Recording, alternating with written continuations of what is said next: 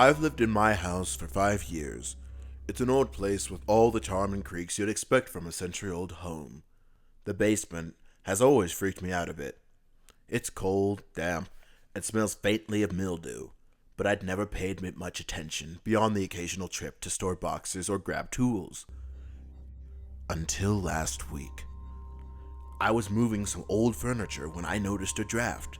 At first, I thought it was just the basement being drafty as usual.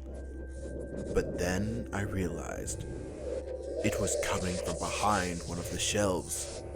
The air was colder, almost icy. Curious, I pulled the shelf away from the wall. And that's when I saw it.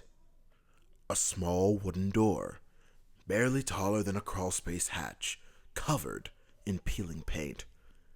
I stared at it for a long time. It wasn't on the house inspection report when I bought the place, and I had never noticed it before. It had no handle, just a keyhole. I should have stopped there. I should have walked away, but I didn't. Instead, I grabbed my toolbox, picked the lock, and swung the door open. Behind it was a narrow stone staircase, spiraling down into the darkness. The air that rushed out smelled wrong. Damp, metallic, and faintly sweet, like rotting fruit. Against every ounce of better judgment, I grabbed a flashlight and I started descending. The steps felt endless. The farther I went, the more the walls seemed to close in. When I finally reached the bottom, I found myself in a small circular chamber made of smooth stone. In the center was a well. It looked ancient, the edges worn smooth, as if by centuries of use. Here's where it got weird. As I shined my flashlight around, I noticed something scratched into the walls. Words. Over and over, the same phrase. Do not look down.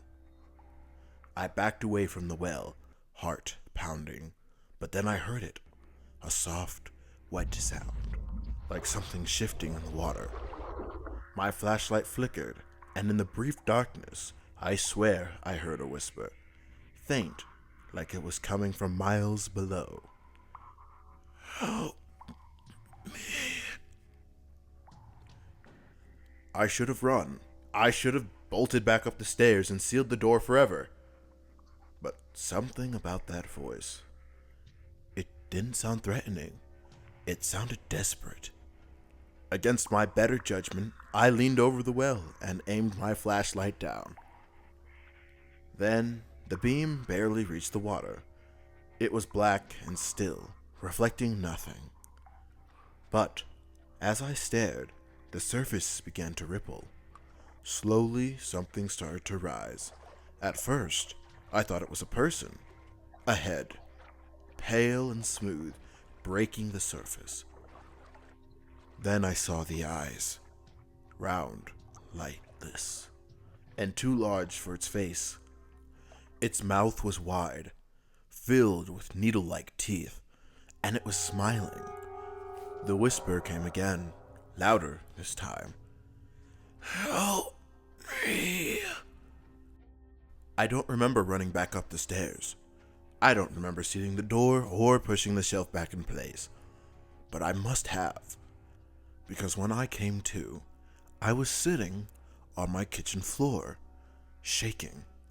The basement door locked tight. Since then, I've heard noises at night. Soft scratching, like something trying to find its way out. Last night, I found muddy footprints leading from the basement door to my bed. Haven't been back down there. I don't think I ever will. But the scratches are getting louder, and I can't help but notice they're starting to sound like words.